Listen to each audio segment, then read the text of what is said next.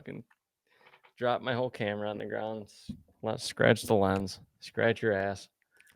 Speaking of that camera, I gotta send mine back. God, this fucking chair. Well, send this one back too, because we'll just get something else. Yeah, but no, something's wrong with yours. Yeah, but no, yeah, no, but yeah, no. Yeah, something is wrong with mine. The fucking screen doesn't work. No, yeah, it is wrong with it. Something is wrong with it. No, yeah, it is. No, yeah, for sure. Something's wrong with it. Fucking, yeah, it is. No, yeah, for sure. No, Not a chance. no, yeah, no. Ugh. Yeah, I gotta send mine back. Camera's a piece of shit. I actually, with the light on the A7S, It's better. it makes it pop and a little bit more high definition. Oh, you got one of those white hoodies? Yeah, I poached it from them before they cut off the discount code. Sorry, XOP, but this is a nice shirt. That is a nice shirt. I would like one. Come see me again in like a month and a half. I'll have this thing filled out a little bit more. Yeah. See if you could see them titties through that shirt a little bit more. Summer boobies. We'll get them. You know what's funny? What? Sounds that people make. I was just in Publix. Mind you, it's whatever today is. It's a weekday. It was right around 12:30, 1 o'clock. And I went into the bathroom. Oh, yeah. Dude, one of the Publix workers walked in right in front of me. And oh, man. Dude, it was one of those bathrooms that you walk into. There's no like elevator music. There's no background noise at all. At all. Which most bathrooms don't have any. Which they should. Sometimes in the gas station, you could hear people checking out. You can hear somebody like hosing off their floor mats around back. You could just hear shit. This was a Publix. Air compressors running. Yeah, this was a Publix, and they should have universal fans in any public restroom. Oh yeah, running all the time. There's no doubt about it. Or just running water, even if it's artificial. Or just play some music or something. John Bon Jovi or something. I don't care, but my God, dude, I'm standing, within 4 to 5 feet of this guy that is just unloading out of his ass. It sounds like a kitchen sink and a washer and dryer are coming out of his ass. And it's just like a couple questions that I have in this scenario. Number one, what in God's name are you eating? Like, oh, Lee, that is too funny. I always ask that too, because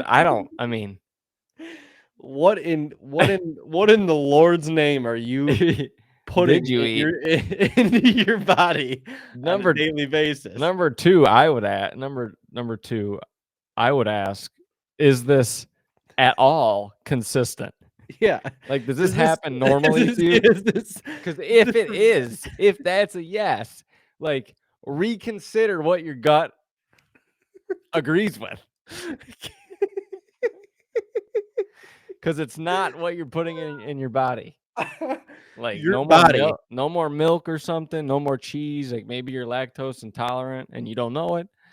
Your body is not supposed to sound like Gatorade bottles falling out of a vending machine, along with sideways, along with you stepping on one of those like Go-Gurt bot tubes at the same time.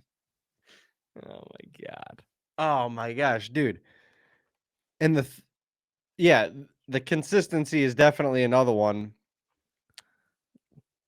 A third one is like, what on earth does that feel like? It's got to feel somewhat close to having like a child. I mean, you got to think. It literally sounded like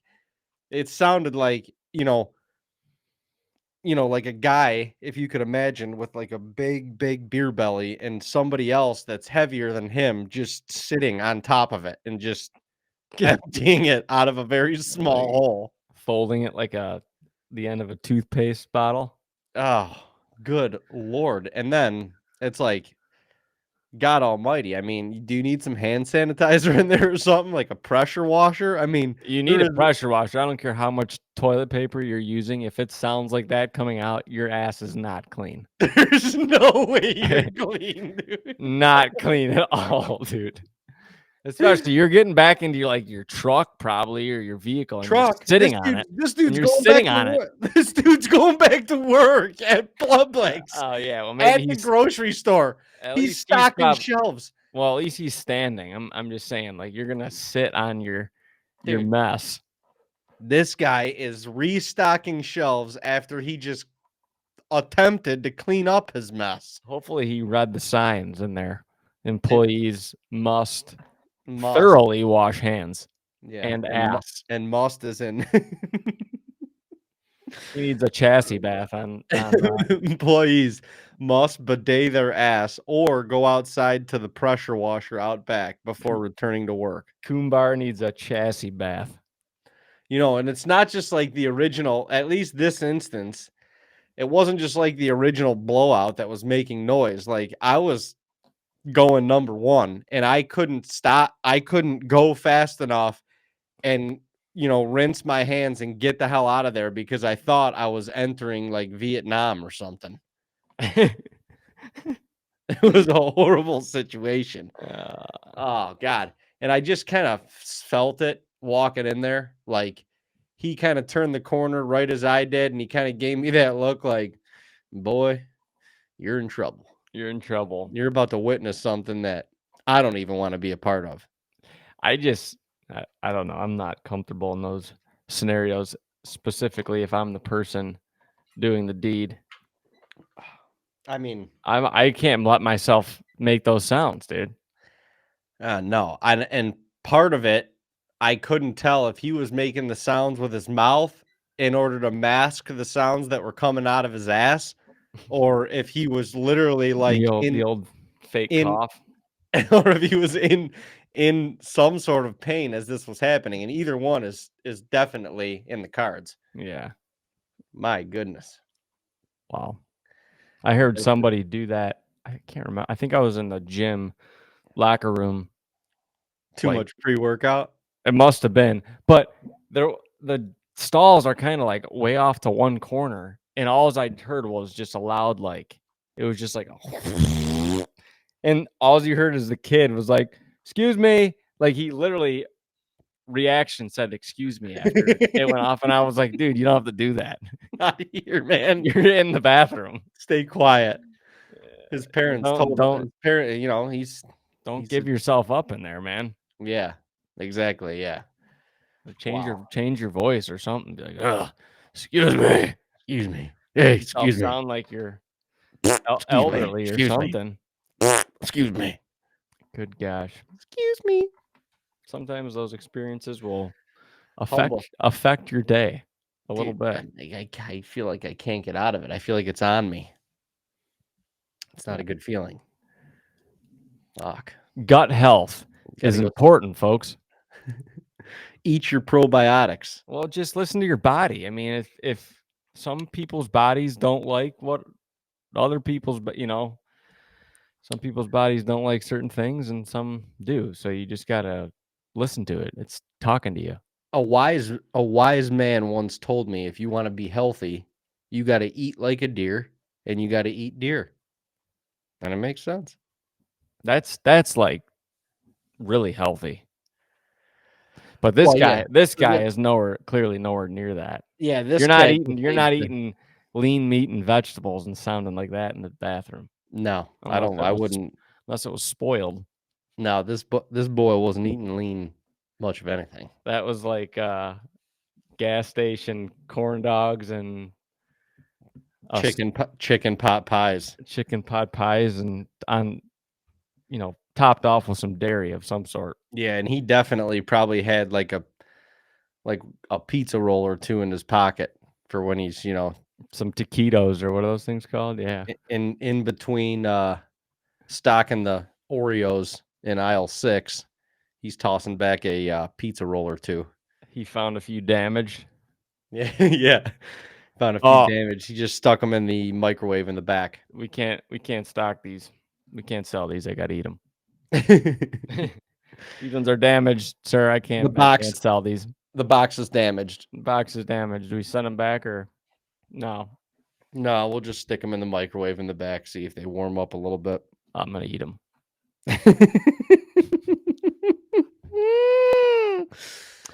All right. Well, speaking of gut health and eating like a deer and eating deer, on to a cleaner subject. So, been making some. Well, I feel like we're always experimenting with venison in the kitchen. Oh, yeah. Always experimenting in general, venison or not. Let's just be honest here. The older you get, some of the joys in life they're all centered around food and cuisine, mange. Because days, you're always looking for like that next event, that next thing to kind of look forward to. And when you break it down into a micro level, day by day, really during your day, that next event you're looking forward to is your next meal. Yeah, that happens every day. So it's like, if you can uptick the quality of all your meals, I'm not even talking about, some of it like the actual quality of the food, but just the experience of the food. Yeah, but if you can uptick the meals, and obviously the most important is quality of the food, the ingredients. But if you can uptick those, you're upticking your quality of life exponentially, significantly. So, with that said, catch this frisbee. No, I love maybe it. I know we grew up in a family of like cooking and eating, and especially dad loves. That's how he thinks. He's like thinking about dinner as soon as dinner finishes the night prior. Yeah, either that or we're eating breakfast and we're talking about what we're going to have for dinner. Yeah, and you know what? I've fallen accustomed to that. 100%. That's what I do now. I do it all. We're eating breakfast. I'm like, hey, Kel, what do you want to do for dinner? And we're eating breakfast. I'm subconsciously planning, like, if we're gonna do this tonight, tomorrow night or the night after, I'm gonna do this because I want to do that. It sounds good. You know, get the combo. Now you got some of the combo meals. Now you're just trying to cognitively think about how you can compound interest the satisfaction of your meals. Yeah. So you roll into you go through one day, you got a good meal experience, especially dinner, because that's the one that you're leaving the day off with. Yeah. That one's really you gotta hit the home run with dinner. Yep. So now you're thinking, I'm gonna have a good one today. I'm gonna have a good one tomorrow. You gotta have a good one. When you have a good one, you gotta match it or top it. Because you can't follow up a incredible meal with like, oh man, that dinner was just like subpar. Yeah. But sometimes it happens. But when you find a new meal or recipe, or maybe it's just like kind of something you made up and it's like excellent, it's so satisfying because it's another just weapon in your belt. Now you got. Oh yeah. You got another one. You're like, because if your significant other and all the men out there know that the women just they can't decide. You guys can't decide on a meal. Like, what do you want to eat tonight? I don't know. What do you want to eat tonight? Maybe it's not just the woman. Or the women. It's just a back and forth thing. But the more that you perfect or just discover, it's just another option. Like if you don't want to go out, like, oh, let me whip up some of these. Yeah. Remember when we had those? And boys, men out there, when you do have that, that wild card in your back pocket, and all of a sudden your wife or your girl, they start getting a little, I don't know, indecisive. and you go, hold on a second, honey. And you reach back there and you're like, I know what we're going to do. And then you execute on that plan and it's good. Good My Lord. God. Just warn the neighbors because sounds are coming from your bedroom that night. I guarantee it. No, it's a So, it's a weapon. one of the most Just lethal. cooking in the kitchen in general is a weapon, Oh, yeah. not just Oh, yeah. in a lot of different ways. Yeah. So, out of all these concoctions, let's stick with venison in particular. Aside from cutlets, because we always talk about cutlets, everyone asks us about them. That's like the staple. I mean, we have a camp named after them. Yeah. And we've talked about this recipe a lot, which has variations. But what is your go-to? What's one of your favorite things to do with venison? Doesn't have to be even a specific recipe. What's one of your favorite things to do with venison other than cutlets? Well, I got I got two because I just discovered something really, really nice. But the See what first you're one, doing? You just how long have you been cooking venison? long time. Long time. Long time. You Years. feel like Decades. there's only Decades. like 3 things you can do with venison, but Yeah. there's not. And look at what happened. And You this cook one, and one of them is kind of like could be like a lunch thing because it's I mean, it's pretty quick. You can do it pretty quick. And it's fucking good. Let's just say that. All right, let's hear this one first You because want to now hear the lunch one first? I'm interested. Yeah. All right. I discovered the smash burger tacos. Wow. And let me tell you how simple this is to make. There's like 1, 2, 3, 4. There's 5 ingredients. 5. That's it. So all you got to do, you got to get a skillet. You got to get that thing pretty hot, and you ball the burgers up into like a meatball size, maybe like couple inch in diameter size ball. You want it in a ball, Mhm. okay? And then you get the pan hot. You put the ball like right in the center of the pan, okay? And then you sprinkle your salt, your pepper, whatever else you want on top, to season the meat. You let that sit on there for like maybe 30 seconds just to kind of start warming up the bottom. And then you take a tortilla and you press. You put it right on top of that meat and you press that shit down until all the meat spreads out flat, like really thin to the edge of the tortilla. All right. Okay. Doesn't have to be perfect. Then you let that sit and cook for it. Once again, it's really not that long because you already like it's so thin and you're working with venison anyway. Yeah. Okay. Does not have to cook long. Yeah. No. So then you take and you flip that thing over so it's tortilla side down. Now you got a little bit of grease with the burger at the bottom of the pan already. And when you flip that tortilla around and you're cooking the other side of the burger through the tortilla, but the bottom of the tortilla is getting crispy. Yeah, because with that fat oil. Oh, dude. And right when you flip it, you slap on your cheese on the burger. Okay, because now the burger's facing up. Then when you take it off, literally the only thing I put on this, I'll get either the shaved lettuce or I'll just take like romaine and I'll like cut it up real fine. Mhm. It's gotta be like shaved. Yeah. You put that in the middle along with like you can use Thousand Island or like the Big Mac sauce, or you could just I mean, honestly, you could just do ketchup and mustard if that's, more your thing. But I did like a Big Mac sauce. And then when you fold that sucker in half, it just sandwiches the sauce and the fucking lettuce together, dude. And it's so crispy on both sides. Wow. Holy shit. It is so Good. That sounds really good. It's so good and they're so easy. Like you can whip them things out like quick. And if you got a Blackstone, like you're having a party, great party, party thing. People will love it. But you could probably slap like 8 to 10 of them bad boys on there at one time. I'm doing solo tacos at once, and that's all good for a couple, 1 or 2 people.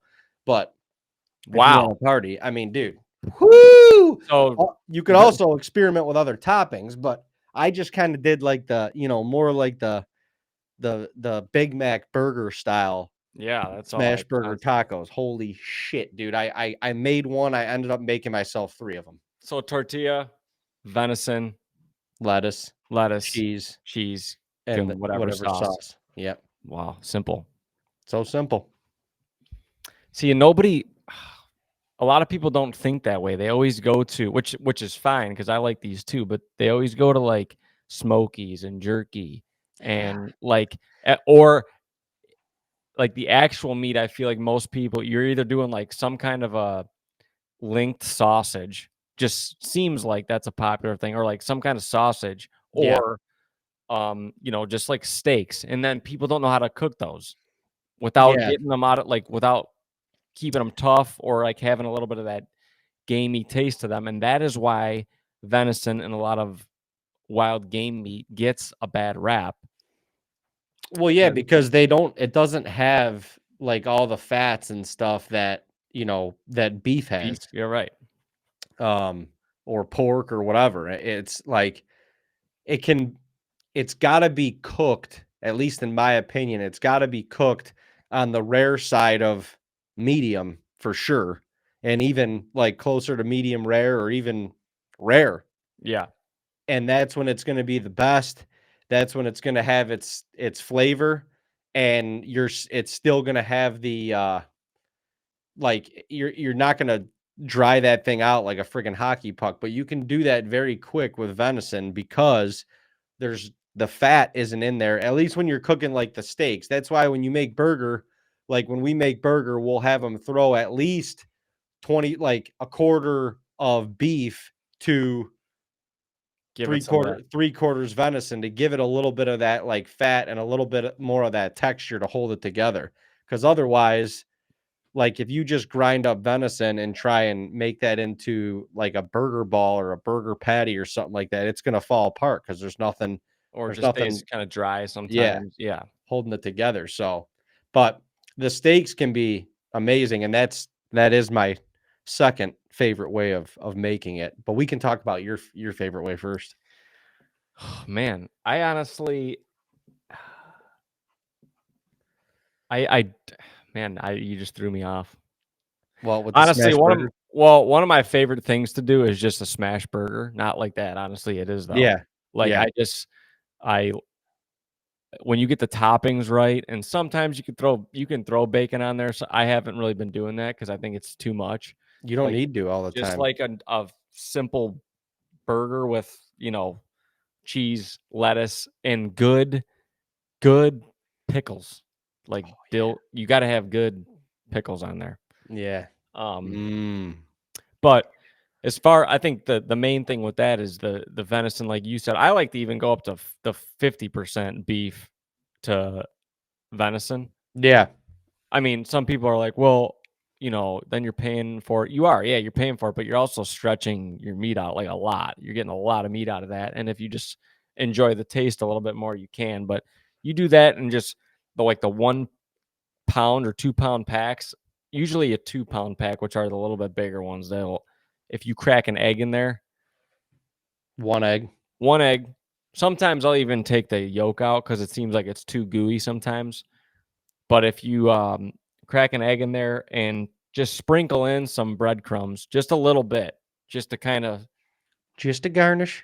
sometimes, like I said, sometimes the egg is too much. But if you take out the yolk, just leave it the whites in there, you don't need as many breadcrumbs, and then maybe a little splash of Worcestershire, Mm-hmm. and season it up, a little salt, pepper, whatever else you want in there if you want to put other stuff in there. But I don't like to over season stuff.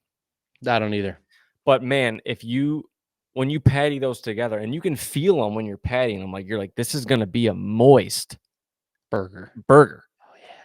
And when you like you said, you ball them up, and then you get the right. If you have a smash pad ear, great. Yeah, But you I can don't do it. have one. You can do it with a spatula. I do with that a lot. And you got to smash them down as soon as they hit the pan. Otherwise, they start Cook. toughening, and you can't smash them. Yeah. So you got to immediately start just smashing them down. And then, man, you get the right fresh bun, and you put that bun. You either put them in the oven or just put them right in the pan Oh, after. that you're cooking in, because they get that nice little brown. But Oh, man, yeah. a thin burger like that, and I don't know, it's just incredible. I think that in general, you can do so much with ground meat. You can do so much with ground meat in general, but the ground venison, I think it's overlooked. Dude, yeah, Like, I no, agree. you don't get a lot of people getting a lot of their, like, the front shoulders and stuff, meat that, like, you're either gonna put it in, like, a roast, or that's, like, grind that and Make it mix burgers. make it burgers. I think Stack your freezer with meat. yeah, and I think you could do it with ground sausage, but sometimes there's just less. I think there's a little bit less to do with sausage than there is Yeah. just regular Well, ground and you burger gotta meat. But like, the at least the Italian sausage that I think we're accustomed to, you gotta have somebody that can either you gotta make that yourself, yeah, and have the mixtures of seasonings and fennel and all that shit, or you gotta have somebody that's got a good mixture because you can really screw up a batch of sausage pretty quick with, like, too much or too little of certain things, and you don't wanna be doing that with your venison, no, you don't. you know? Especially if you're got like, if it's linked and you're casing it and all that stuff, like, you can't be doing that. No, actually, and I'll go back to one really quick. That is, I actually haven't made it in a while. I've been wanting to, because it's a good comfort meal, and if you're cheaply trying to feed like a bunch of people, it's a Yeah. great thing to do. And it's just burger pasta. Mm. Um, but all it is mac and cheese and mixed in with ground venison. And So simple. if you wanna like throw in a couple times, I've thrown in like some broccoli or something into it, Oh, a just to little make greenage, a little yeah, green just to throw a garnish. little greenage garnish in there. Mhm. Some But peas, maybe? you serve that with garlic bread. Gosh, you can make so Hot much of sauce? it. Yeah, I love red hot, or even the, Sweet Baby Ray's wing Mm. sauce. That's the jam. That is the jam. But it's so good, and literally, the key is making the mac and cheese right. Yes. And let me just explain what you do with this, because this is the key. You gotta get it right. You have to get it right, because the cheese in the liquid of the mac will get soaked up by the meat when you put it in. Unbeknownst to anybody that knew this prior to doing it their And first time. you can't have enough juice. Like, you can't have enough cheese and milk in your mac and cheese if you're making burger pasta, because even when it sits and it starts cooling, you're gonna be like, there was too much in there, and then you're gonna Mhm. look and you're gonna be like, where did it go? Mhm. It's Yeah, gone.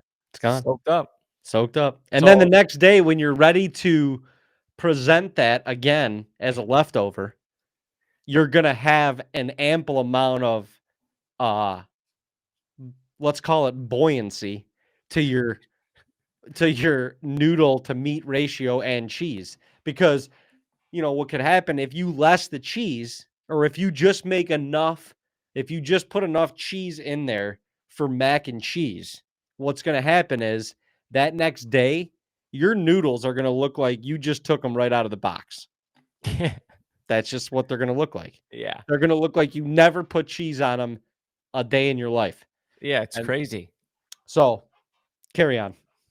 Yeah. So there's no if there's a dish in the world where there are no ingredient amounts, it's this one. Like, It's so simple. it's all just it's it's test and feel, and test and feel, test and feel, test and feel. That's what I do. Like, do you have an amount you use? I mean, I can just go back to the college days of when we used a 3-pound bag of rotini Yeah. pasta. Well, this is just for the partiers out there. Yeah. 3. I mean, it's a lot. A Yeah. 3-pound bag of A 3-pound bag of rotini pasta, which I mean, that's big. You got to have a huge pot for this. I think we massive pot, we which would we do did. 2, was it 2 pounds of venison or 3? No, I think 2 was I probably think it was enough. 2 tubes. Yeah. Yeah. 2 like 1-pound tubes of venison. And then usually that was a full block of like the biggest block of Velveeta that they got. Yeah. A Yeah, I full think it block. was. So you can take your ratios from there. Yeah. But You can back it off or hammer it down from there. yeah, what you wanna do, you're probably gonna be once you cook your noodles, get them in a giant colander at that size. Yeah. You Yeah. put the pan, you put the big pan or the big bowl.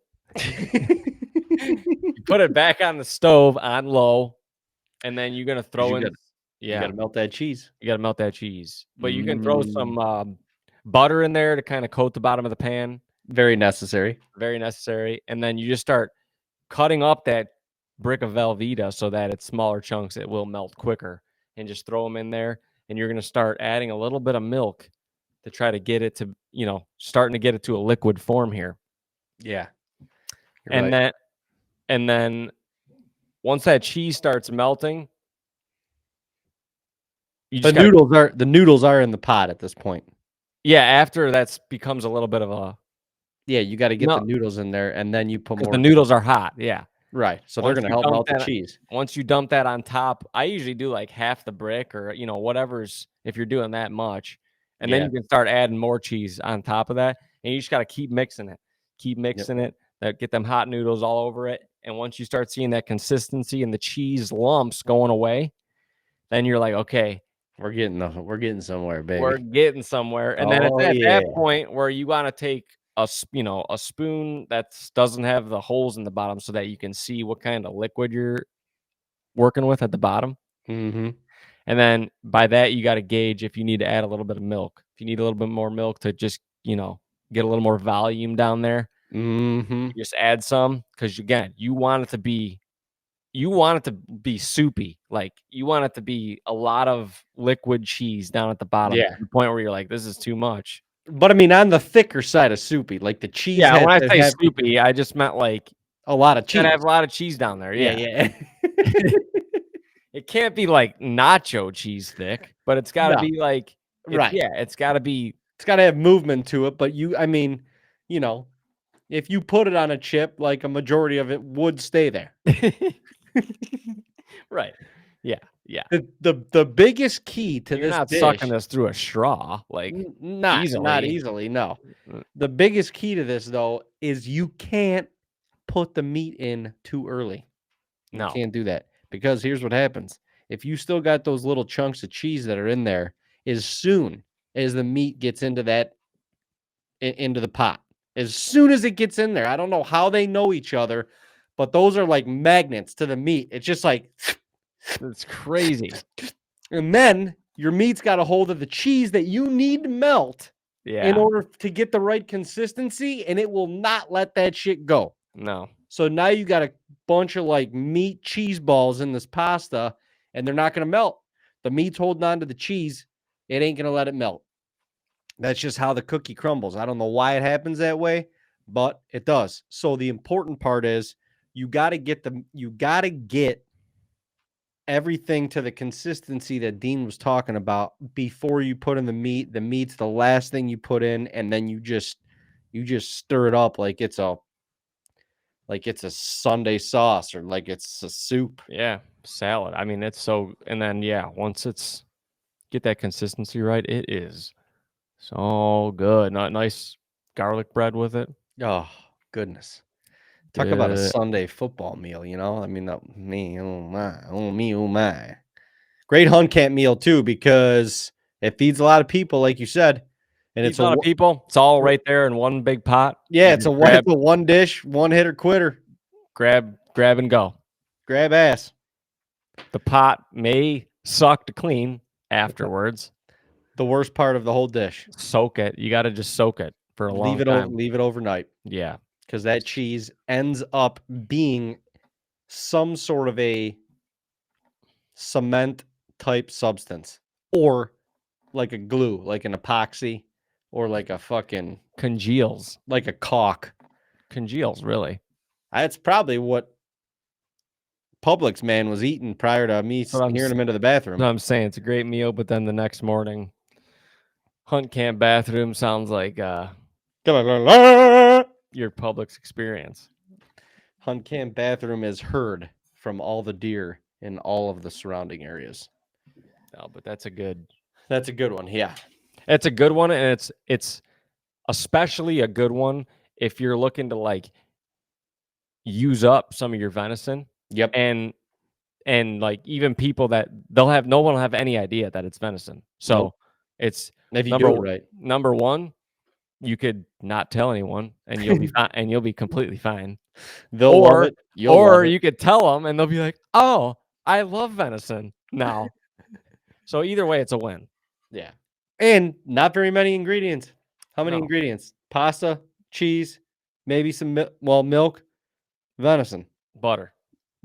Outside of your seasonings, 5 ingredients. Simple life. I mean, shit, the apocalypse could happen and we'll be eating good. Yeah, you could eat. Yeah, we could eat burger pasta for a year. In college, there was a designated night of the week. Can't really remember what day it was, but that was a once a week meal. Pretty sure it was Monday. That was a once a week meal. Yeah, again, college cheap. It was cheap eats, and it got everyone full. And we would crush a whole 3-pound bag of pot. Like the pot that we had was like 18 inches high. Like you could barely stick your arm down in there to scoop it all, get all the way to the bottom. You needed a step stool just to see over the rim of that thing. We had a custom wooden spoon for that thing. It was the size of like a baseball bat. I think it was actually our neighbor's oar from his canoe that was sitting out back.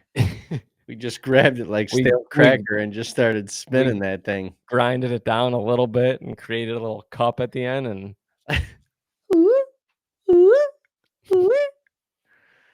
we call it the old Robert Orr. The Robert Orry. Robert Orr. All right. Did you have a last one? Did you have you had one? Well, I mean, my other one is just regular steak, and you could do this with the steaks and the hind quarter. I personally like it best with the backstrap, just because the meat's a little bit more tender from the backstrap naturally. And this is outside of the inner loins. I mean, the inner loins are probably above cutlets for me. Yeah, I agree with that. And those, we call them the fish. They're normally never frozen. We take them out of the meat, We take them out of the deer pretty instantly after we get it back to camp or hang it up, or that's like the first thing that comes out of the deer. Yeah. And by the inner loins, for anybody who doesn't know where or what the inner loins are, when you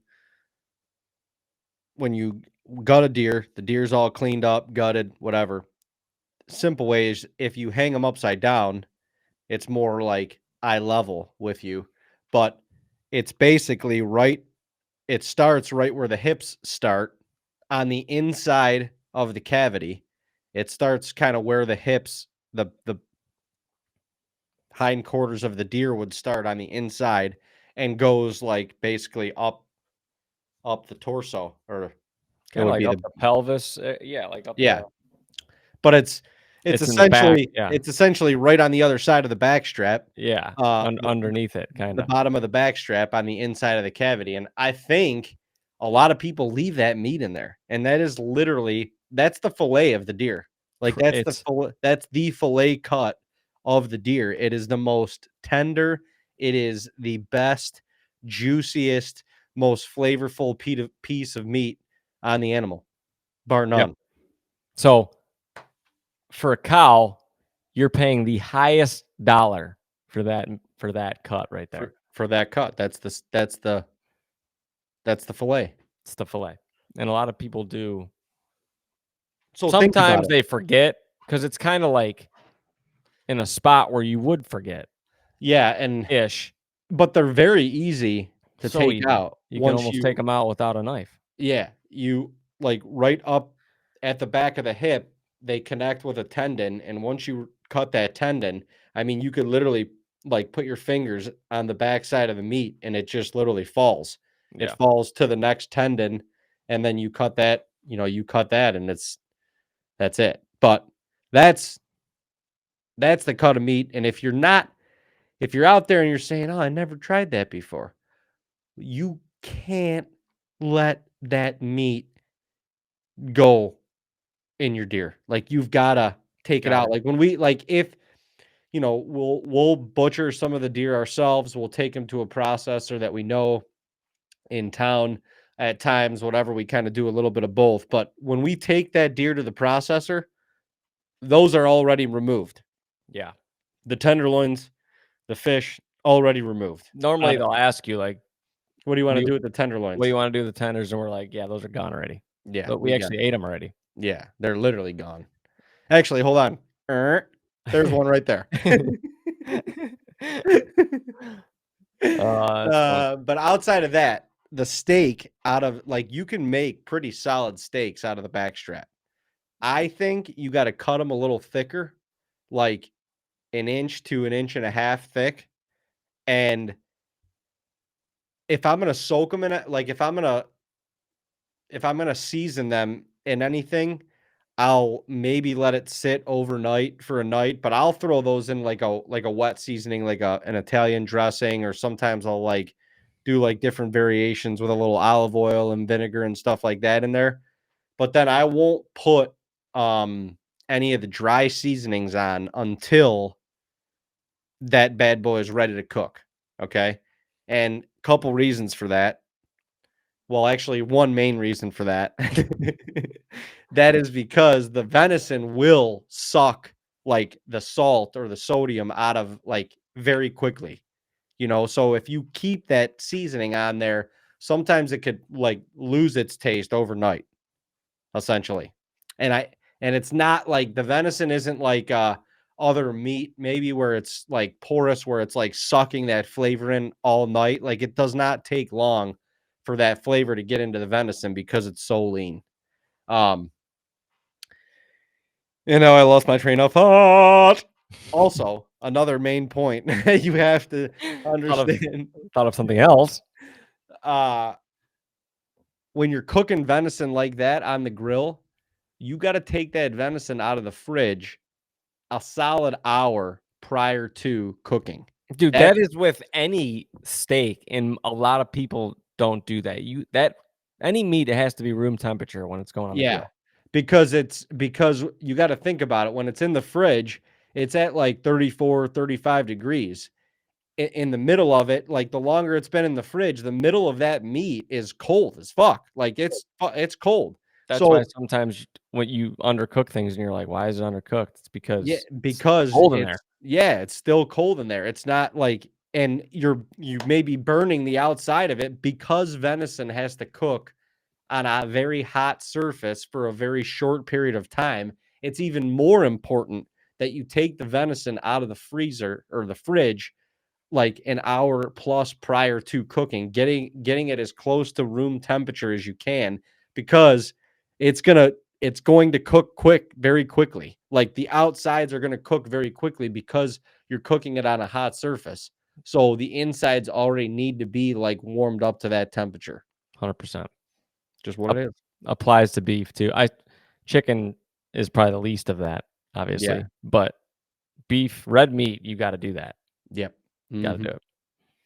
But I like throwing it on the grill just quick on either side.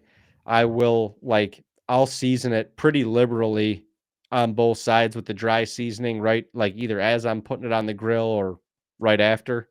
And then, yeah, I mean, couple minutes max on each side. And then what I do to get a little bit more of like the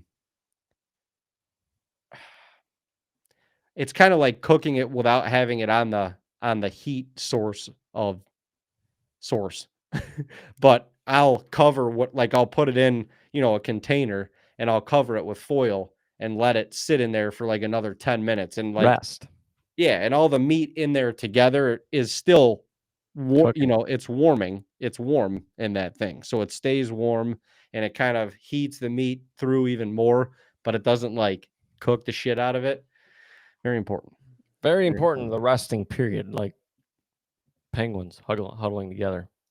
Yeah, I mean that's pretty much it. You're Using the heat of one another to benefit each other. Wow. I'm hungry now, man. Yeah, I know. I'm hungry as well. Actually, I did pull out. I have a lot of ground sausage. Yeah. So I'm actually making a sausage bread, No kidding. which is all, that's a great little appetizer. That's a great little a lot of things. They turn out really, really good, especially with some have a good salad with it, or just some. I like to use homemade sauce, Sunday sauce. Oh god. But if you just have a pizza sauce or whatever with them as an easy appetizer, a little bowl of pizza sauce or just whatever red sauce, Yeah. dunk that sausage bread in there with some Shit. mozzarella cheese. Shit. That one is good as hell too. That's a great one. These are just sausage breads. These are great things to, like I said, if you have family members or friends that you like to you want to share some of this meat with, but they might not love venison. This is the stuff to for sure introduce them to it with. Yeah. Or not tell them. Yeah, that's true it's so funny because there are people we know, even like maybe some distant family, that is like, oh no, I will not eat any of that venison. I will not eat it. And I don't care. I'll play the game a little bit if we have like people over the house or something, and I'm like, I ain't gonna challenge accepted. Challenge accepted.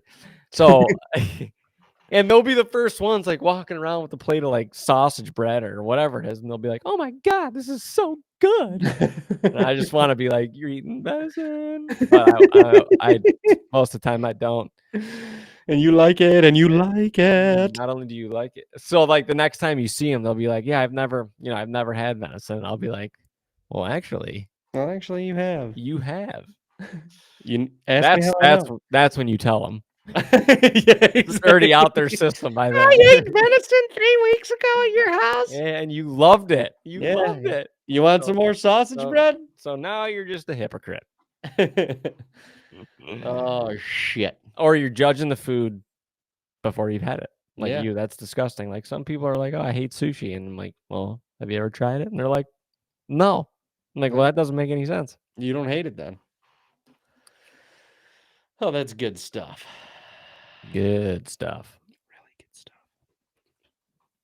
Well, so we encourage you all to step outside your comfort zone with your venison or whatever, any game meat. But don't think that you got to stick to these like wild game recipes. Yeah, also, exactly. You don't have to stick to those recipes. Like if you got a recipe that you like making with something else, could be chicken. Just replace it.